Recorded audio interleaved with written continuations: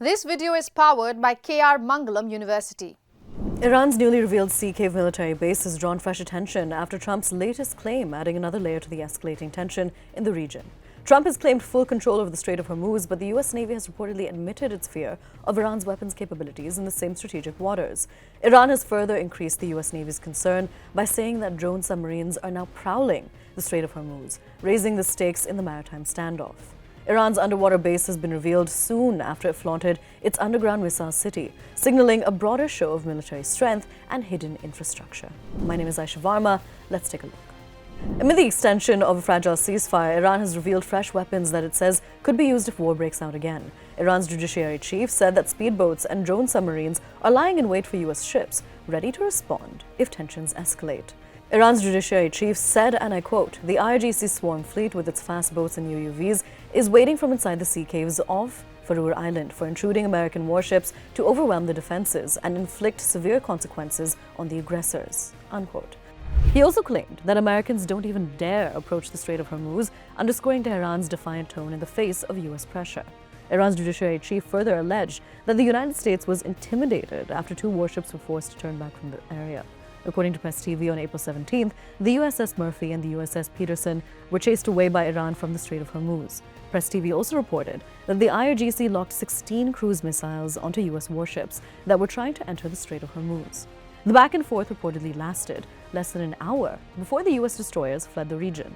Iran has maintained that it will ease curbs in the Strait of Hormuz if Trump lifts the blockade and sanctions. Notably, on April 23rd, Trump claimed that the United States was in complete control of the Strait of Hormuz. The strait, what we've done with the blockade is amazing, and nobody gets through, and nobody wants to get through. Nobody's trying. The one tried; they shut out the engine, but nobody's trying. We have complete control.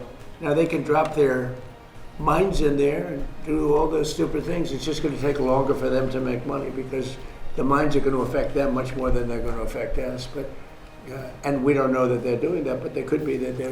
If they're doing it, it's a very foolish thing to do. Just like for Iran to shoot at Saudi Arabia, UAE, and Qatar, and Kuwait, Bahrain, all the different places they shot. Nobody expected that. They thought they'd shoot at Israel, in all fairness, but you didn't expect they'd be shooting at numerous other countries. I think it was a big mistake.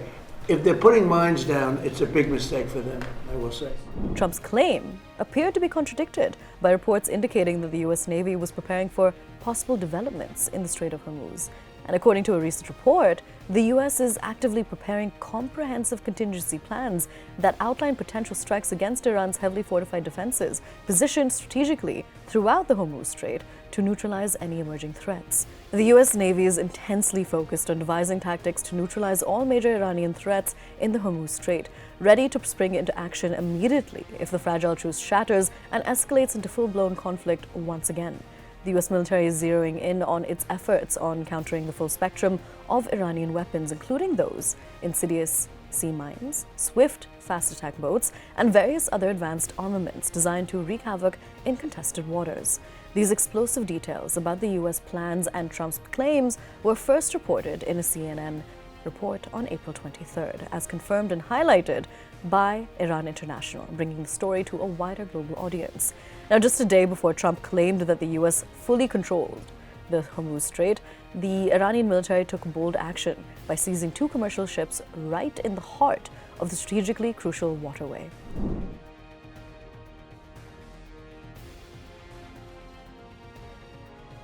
On April 22nd, Iran released a video showing its naval forces seizing commercial vessels that it described as linked to Israel, increasing pressure in the strait.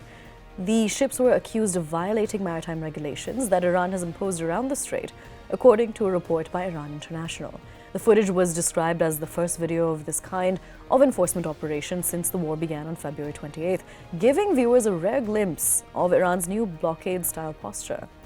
Now, Iran's semi-official Tasnim news agency reported that the Islamic Revolutionary Guard Corps, or IRGC, carried out the operation, underscoring its role in controlling the waterway.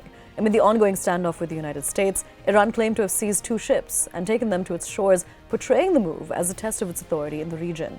This marks the first confirmed instance of Iran formally detaining foreign-linked vessels amid its own blockade of the strait, crossing a threshold in the naval confrontation. The IRGC also issued a straight warning alongside the operation, emphasizing that it will treat any attempt to interfere with its control of the strait as a serious provocation.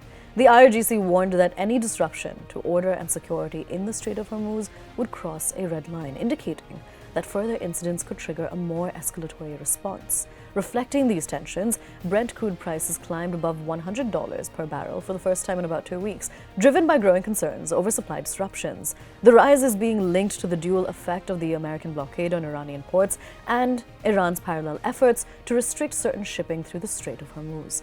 Major economies are now drawing down strategic reserves and cutting consumption where possible in an attempt to manage the economic impact of the tightening energy squeeze.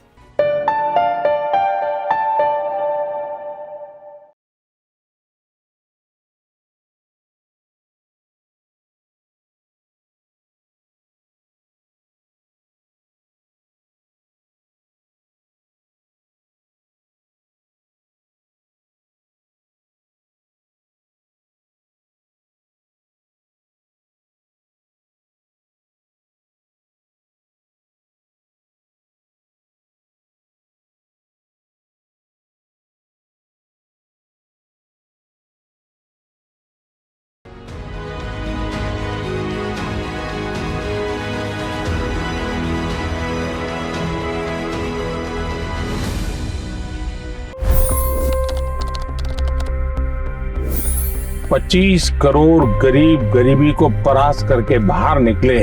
For the good of our nation, let's work together and let's truly make America great again. The fastest news breaks. Requested PM saying that look, you will have to speak to Putin and to Zelensky. The biggest news makers. The relationship with India is probably the most important bilateral relationship the U.S. will have for the rest of this century. The capital delivered quite an election result today. Expert analysis. The million-dollar question today is how to stop this dance of death. Ground reports. I'm standing at the crossroad of the Kumbh Mela. Behind me are more than 100 entry ghats. Long-form interviews. Exclusionary politics is reflected in Manipur case as well. You don't bother because this is a small state. Deep dive into burning issues. It's often said DRC could be the richest country in the whole world. It's because of what sits underneath. Why exactly did the US topple the Sheikh Hasina government? HT videos. We don't just break news, we break it down.